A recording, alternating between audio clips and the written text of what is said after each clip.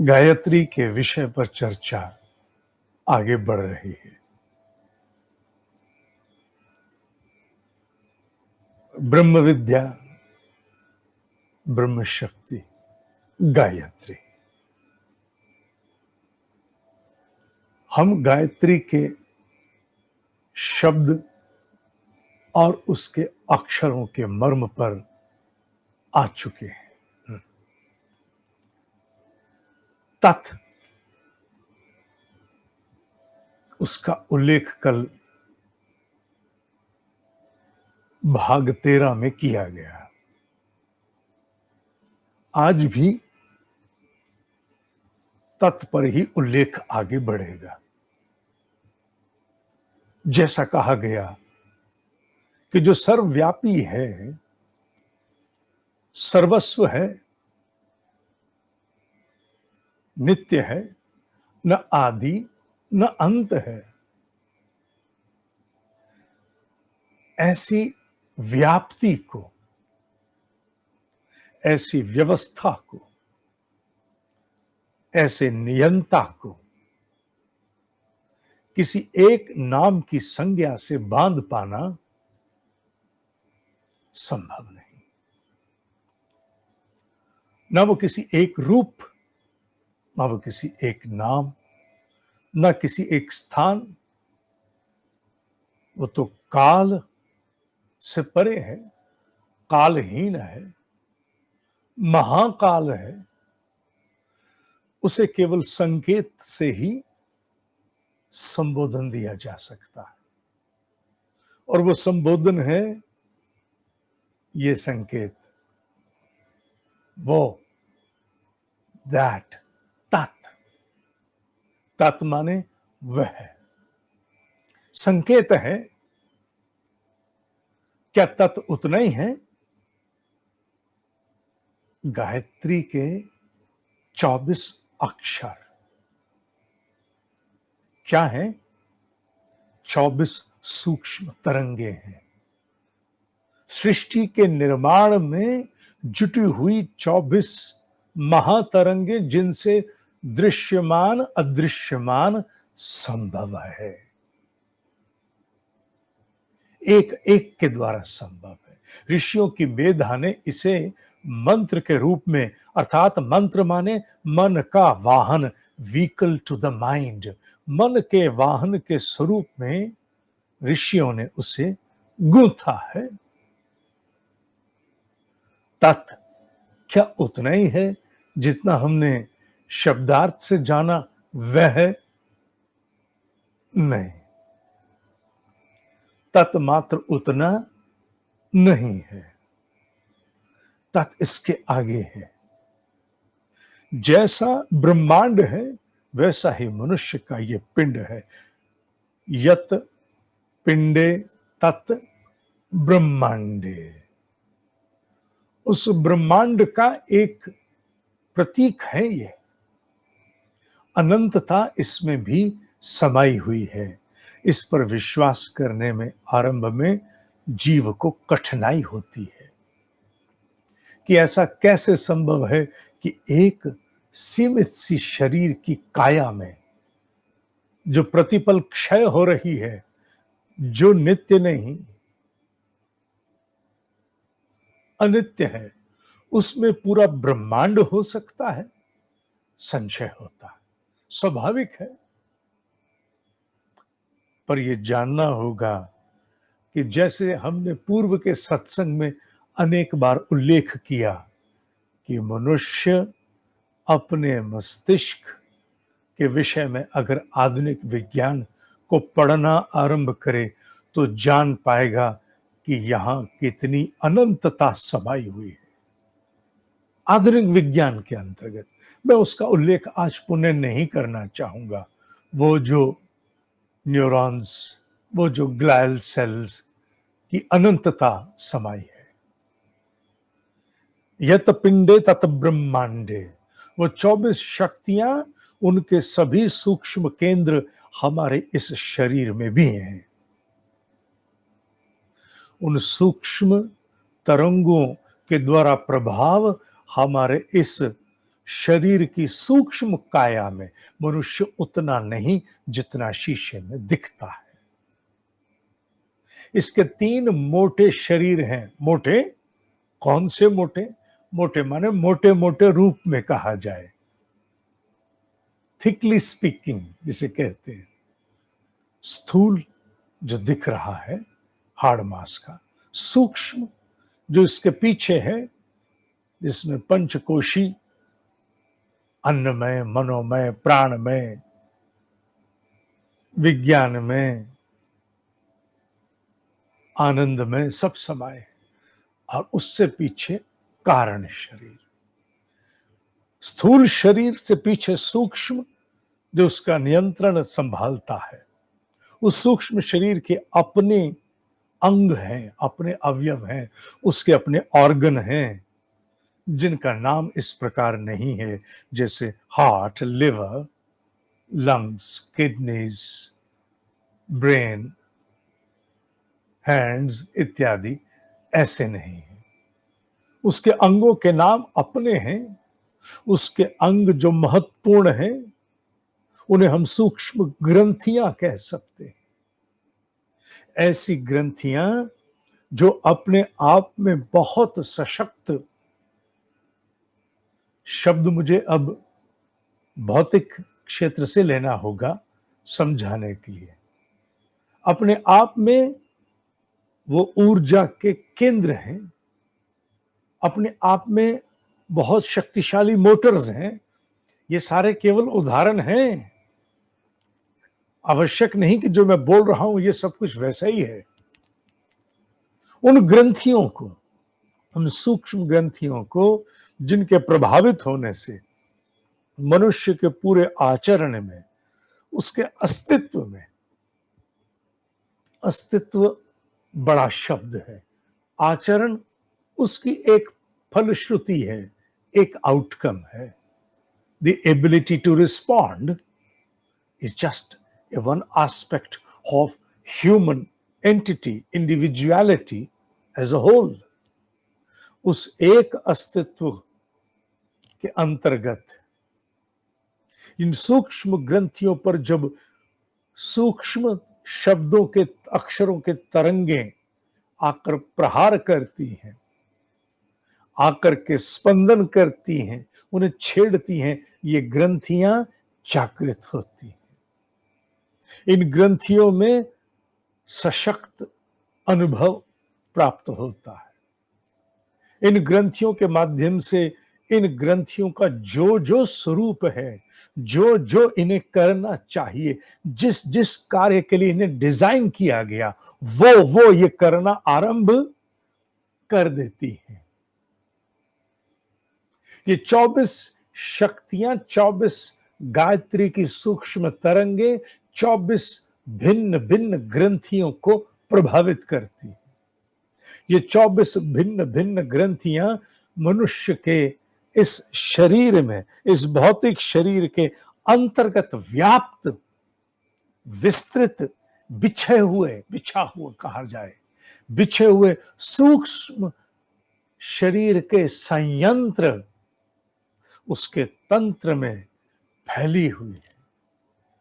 सारी ग्रंथियां एक स्थान पर नहीं हैं। हर ग्रंथि एक विशेष गायत्री के अक्षर से प्रेरित है। हर ग्रंथि एक विशेष स्थान पर है। हर ग्रंथि का एक प्रभाव है। हर ग्रंथि का एक विशिष्ट विस्तार है। हर एक ग्रंथि का एक इष्ट नियुक्त किया गया है। हर अक्षर के अनुरूप उसकी देव शक्ति है, जो मात्र रूप में भी है। उसके अपने यंत्र भी वैज्ञानिकों ने बनाए उस काल के। उसके अलग अलग अन्य बीज मंत्र इत्यादि भी हैं। विस्तार इतना कि समेटे न सिमटे बाबू,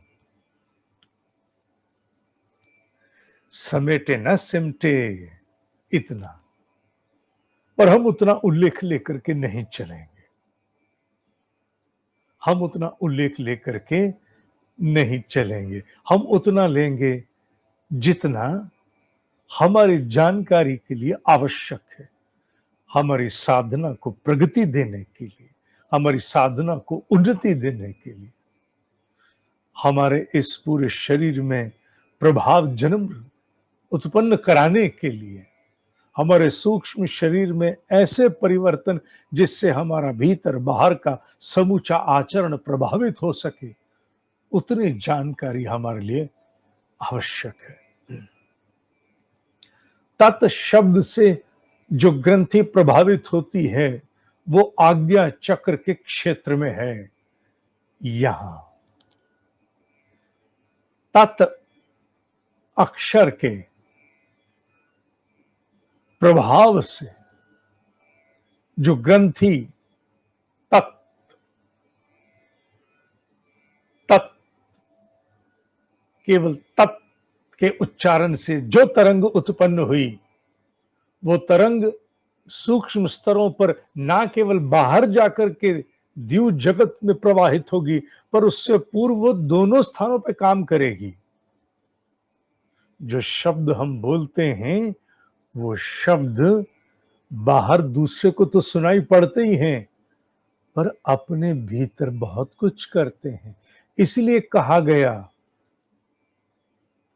कि मनुष्य की शब्दावली में जब शब्द कम होने शुरू होते हैं तो उसके मस्तिष्क का विकास भी कम होना शुरू हो जाता है।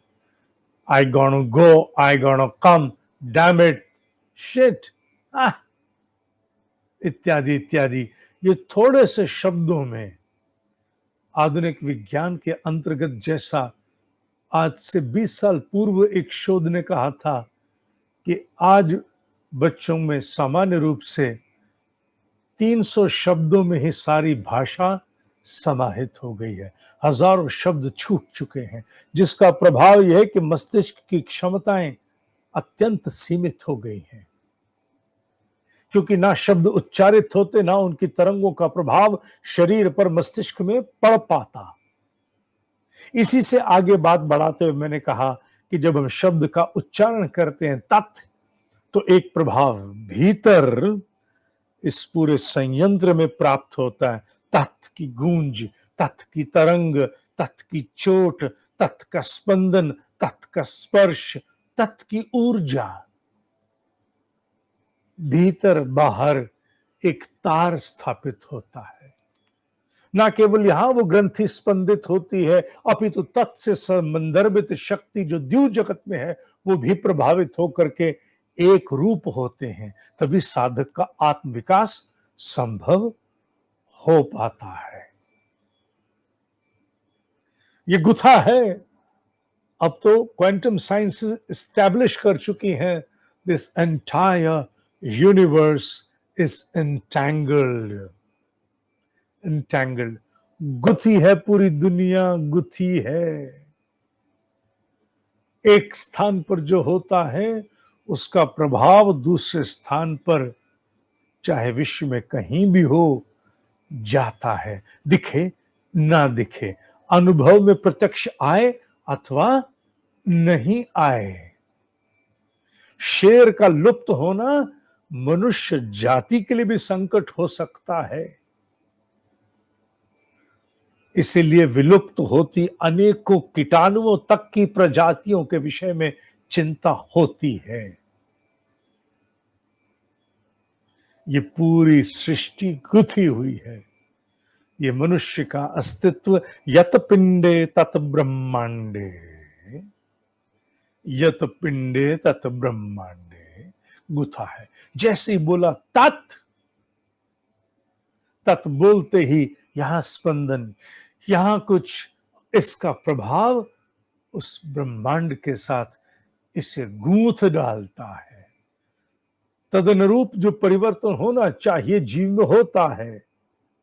इस ग्रंथि का नाम सूक्ष्म रूप में ऋषियों ने दिया तापिनी। तापिनी, त को आ की मात्रा, पिनी, तापिनी, तप से बनता ना, तापिनी इस ग्रंथि का नाम है। जैसे हार्ट, किडनी, लंग्स, फीट, इस तरह ऑर्गन्स, ये ऑर्गन्स हैं, सूक्ष्म ऑर्गन मान लो, जिसे हम ग्रंथि कहते हैं। हालांकि भ्रमर, उपत्तिकाएं, चक्र इत्यादि बहुत कुछ कहा जाता है, पर इन्हें ग्रंथि मानो। जंक्शन बॉक्स, मैं कई नाम ले रहा हूं, नाम सटीक नहीं होंगे पर उसको संकेत दे रहे हैं। तत् कहते ही जैसे यहां स्पंदन उत्पन्न होता है, इसकी जुड़ी हुई जो ग्रंथि है तापिनी, तापिनी में कुछ हुआ और उसका प्रभाव क्या है, जैसे वो स्पंदन प्राप्त करती है वो अपना गुण खोलती है। उसका गुण है मनुष्य को सफलता प्रदान करना। काहे में सफलता, किस बात की सफलता? लौकिक अलग जगत, अध्यात्म में कैसी सफलता? इस ग्रंथि का मर्म क्या है? इस ग्रंथि का मर्म इस तापिनी नामक तत्व से स्पंदित होने वाली ग्रंथि की फलश्रुति सफलता, और इसका मर्म है जीवन विज्ञान, the science of life, not life sciences alone, science of life, जीवन विज्ञान। क्यों है ये जीवन, किस लिए है ये जीवन? नित्य अनित्य का भेद क्या है? क्या है जो नहीं रहने वाला, क्या है जो रहने वाला है? और जो नहीं रहने वाला है उसे छोड़ते हुए मैं जो रहने वाला है उसकी ओर गति कैसे करूं, कैसे सफल हूं, मैं कैसे सफलता प्राप्त करूं? ये जीवन विज्ञान। तत् के उच्चारण से स्पंदित होने वाली संदर्भित ग्रंथि के स्पंदन से प्रकट होने वाली फलश्रुति परिणाम सफलता, जिस मर्म की स्थापना करती है वो जीवन विज्ञान है। नित्य अनित्य का भेद है, जीवन के मर्म का बोध है, निर्भयता है। जो नहीं रहने वाला उसके जाने का भय समाप्त, हानि और लाभ से ऊपर उठ करके विचरने वाले जीव की उत्पत्ति, क्योंकि अनित्य नित्य का भेद जब उत्पन्न होता है हानि लाभ से उठता है जीव। ऐसी ग्रंथि को स्पंदित करने वाले इस तत्व रूपी तरंग का इष्ट कौन है, इसका देव कौन है? इसकी दिव्य शक्तियों में मात्र शक्तियां अलग हैं, वो भी है। इस तापिनी नामक देवी को हम इसे नाम देवी भी कह सकते हैं। देवी देव अर्थात जो दे सकता है, जो देता है, अपने स्वरूप की शर्त निर्मित होते ही देना शुरू कर दे। अनकंडीशनल नहीं, अनकंडीशनल नहीं, बिना शर्त नहीं, अपने स्वरूप की शर्त का निर्माण होते ही जो देना आरंभ कर दे उसे कहते हैं देव, जो देना जानता है। हां, जैसे शर्त बनी वो देगा। देवी,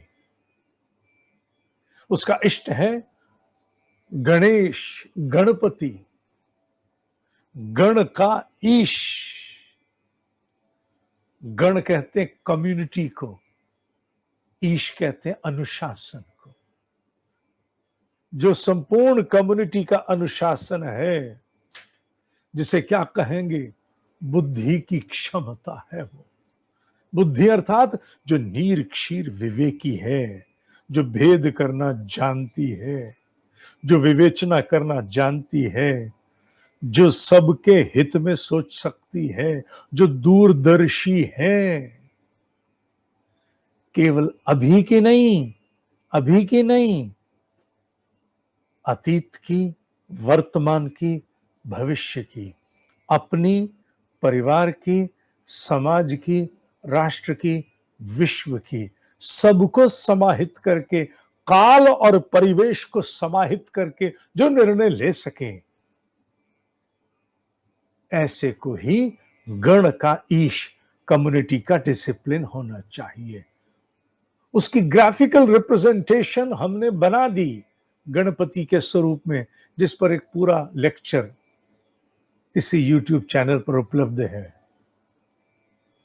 गणपति और मैनेजमेंट गुरु। मैनेजमेंट शब्द बड़ा अधूरा है, मैंने दे दिया था, पर वो मैनेजमेंट शब्द गणपति, मैनेजमेंट तो जर्रा सा विषय है, जर्रा सा छोटा सा, गणपति तो बहुत बड़ा विषय।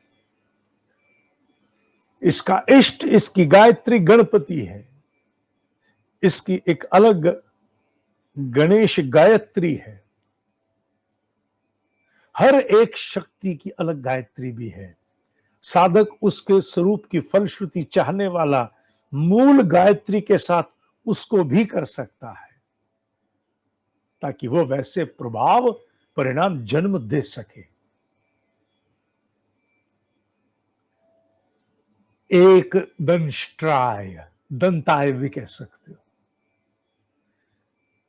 एक दांत यूं ही नहीं, एक दांत यूं ही नहीं है। भोलेनाथ ने एक दांत इसलिए रहने दिया, जो मस्तक रिप्लेस कर सकते हैं वो डेंटल सर्जरी नहीं कर सकते। किस लिए है? इसलिए है कि ज्ञान की प्राप्ति के लिए सेवा में जुटते हुए तुम्हें अपने जीवन की सबसे प्रिय वस्तु का भी बलिदान देना पड़े, दे दो। इसलिए भोलेनाथ ने गणपति को एक दंताय,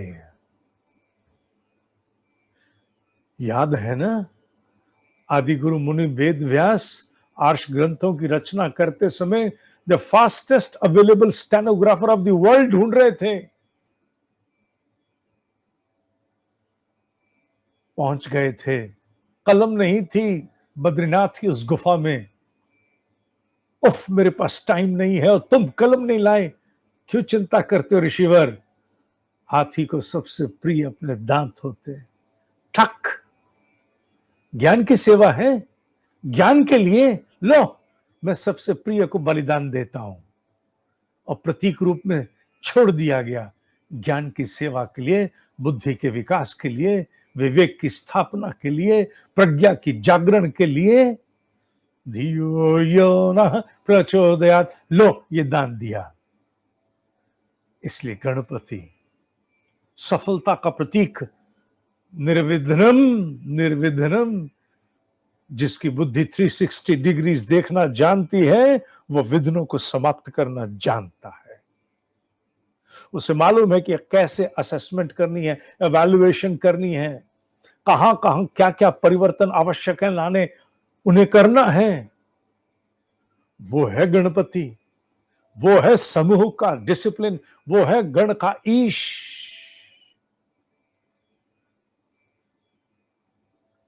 उस तत्वरूपी ग्रंथि को स्पंदित करते ही जो प्रभाव इस पिंड में और ब्रह्मांड में स्थापित होता है, वो सफलता है। तापिनी उसकी ग्रंथि का नाम है, सफलता उसकी फलश्रुति है, जीवन विज्ञान का बोध हो जाना उसका मर्म है, और देव उसका इष्ट, उसका गणपति है। एक दंष्ट्राय विद्महे वक्रतुंडाय धीमहि तन्नो गणपति प्रचोदयात्। एक दंष्ट्राय विद्महे, आप दंताय भी कह सकते हो, आराम से कह सकते हो। एक दंष्ट्राय विद्महे वक्रतुंडाय धीमहि तन्नो गणपति प्रचोदयात्। एक दंष्ट्राय विद्महे वक्रतुंडाय धीमहि तन्नो गणपति प्रचोदयात्। मॉनिटरिंग कार्यक्रम के सभी साधकों को इसका उल्लेख नोट्स रूप में जाता ही रहेगा। अभी गया भी है, आप सब लोगों को मंत्र गए, अब आपको ये सब भी अवश्य जाता रहेगा। इसका अध्ययन आपको पुनः करना होगा, एक बार के सुनने से बात बनने वाली नहीं है। आज के लिए इतना ही। कल हम गायत्री के 24 अक्षरों में से अगले अक्षर पर उल्लेख लेकर उपस्थित होंगे। तब तक के लिए ओम शांति शांति ही शांति ही।